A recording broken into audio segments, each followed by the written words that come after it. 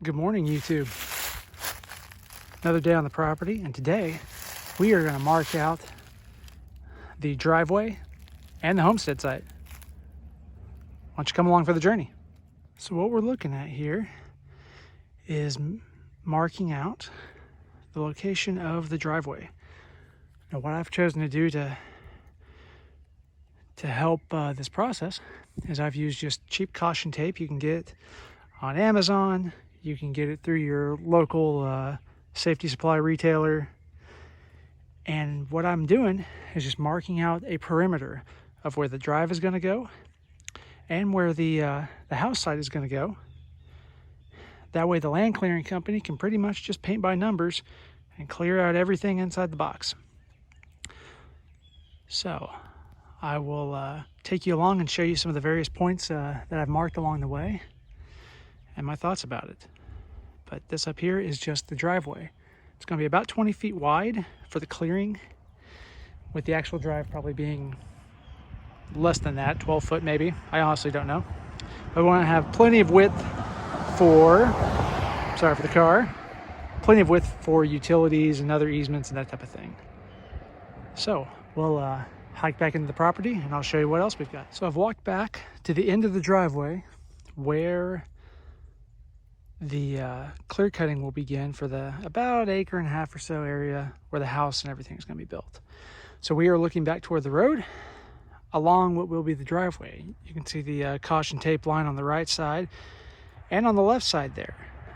Note, these are not perfectly straight. This is just an approximation to give the land clearing company the general idea of where I want things. I'm gonna definitely heed any of their wisdom as to placement if we need to shift things a few feet one way or the other, but this is just kind of some rough guidelines.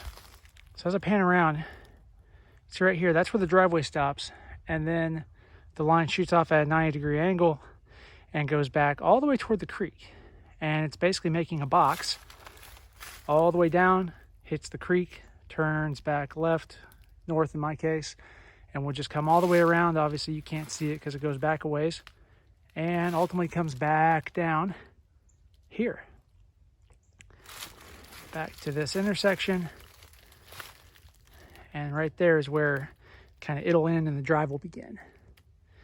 So I'll take you just kind of around the property and show you what this kind of looks like.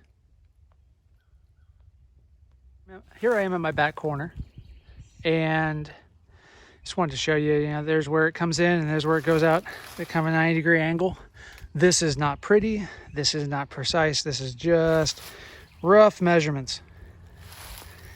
And even you can see kind of, I want it to be a straight shot, but right there is the creek. And I guess I can take you along here and show you. So here is the other edge of the property. It narrows quite a lot back here. You can see how it kind of doglegs around this creek. So I think when all this is cleared out, we're going to have a very pretty kind of side yard of this creek. All right, and we've come about full circle.